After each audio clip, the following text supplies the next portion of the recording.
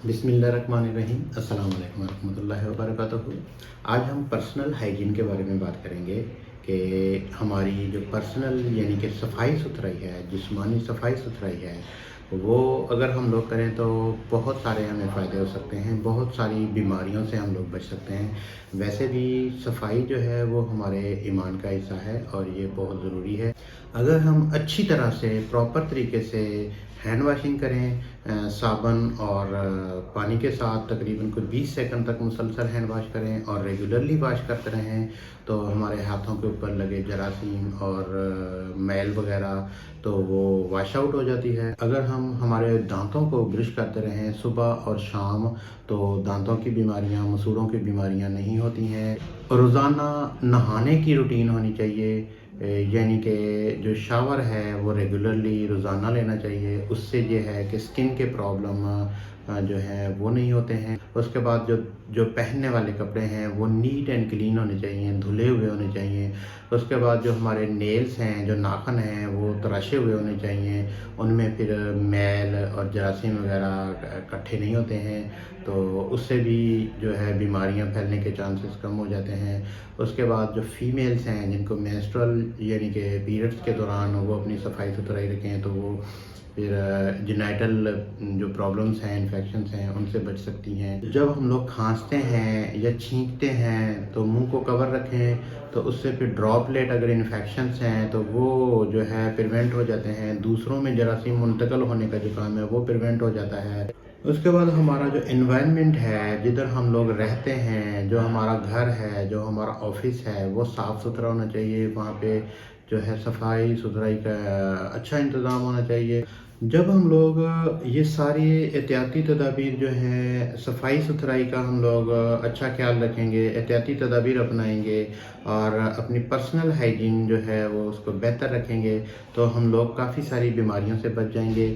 जैसा कि इन्फ्लुएंज़ा या कॉमन फ्लू जो होता है, वो एक बहुत ज़्यादा यानी कि हाईली कंटेजियस बीमारी है, सांस की बीमारी है, तो वो यानी कि नहीं होगी। उसके बाद डायरियल डिजीज़ जैसा कि लूज़ मोशन लग जाते हैं, वॉमिटिंग हो जाती है, पेट ख़राब हो जाता है, हैज़ा हो जाता है, तो ये भी जो है ना हमारी बीमारी इसके साथ ही कवर होती है, हैंड वाशिंग के साथ। और कंटामिनेटेड पानी, कंटामिनेटेड फूड, इसके इस्तेमाल से ये बीमारी फैलती है। उसके बाद टाइफाइड फीवर का जो है वो चांसेस ज़्यादा होते हैं, जो आलूदा पानी और आलूदा खाना इस्तेमाल करते हैं, उससे ये चीज़ होती है। उसके बाद जो हमारी कुकिंग का एनवायरनमेंट है, किचन जो हमारा होता है, वहाँ पे जो कुकिंग, वाशिंग और उसके बाद जो खाने की पकाने की जो यानी कि रूटीन है, जो खाना स्टोर करने का सिस्टम है, वो हमारा साफ़ सुथरा होना चाहिए, प्रॉपर तरीके से होना चाहिए।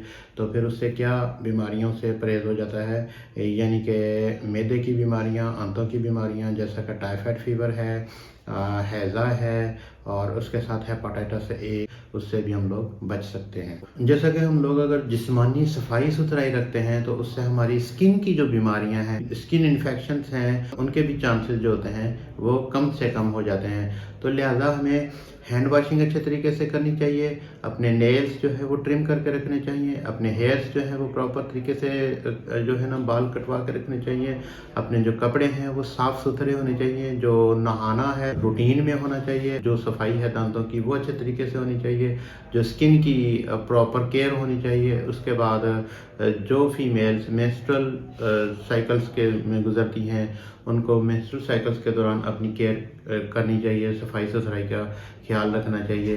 तो जब हम लोग खांसते हैं, छींकते हैं, तो हम लोग अपने मुंह को कवर करेंगे, तो उससे ये होता है कि अगर किसी को कोई इन्फेक्शन है तो वो फैलने से बच जाता है, वो दूसरों तक मुंतकिल होने से बच जाता है। तो इस तरह से फिर ये सारा कुछ करने से हमें क्या फ़ायदा होगा कि हम लोग जो है टाइफाइड से बचे रहेंगे, हम लोग लूज़ मोशन वगैरह, हैज़ा या मैदे की, आंतों की बीमारियों से बचे रहेंगे, हम लोग हेपाटाइटिस से बचे रहेंगे, हम लोग जो है ना ओरल प्रॉब्लम्स, दांतों के मसूड़ों के मसाइल से बचे रहेंगे, हम लोग स्किन की प्रॉब्लम से बचे रहेंगे। इतनी कोशिश तो हमें हर इंसान को करनी चाहिए।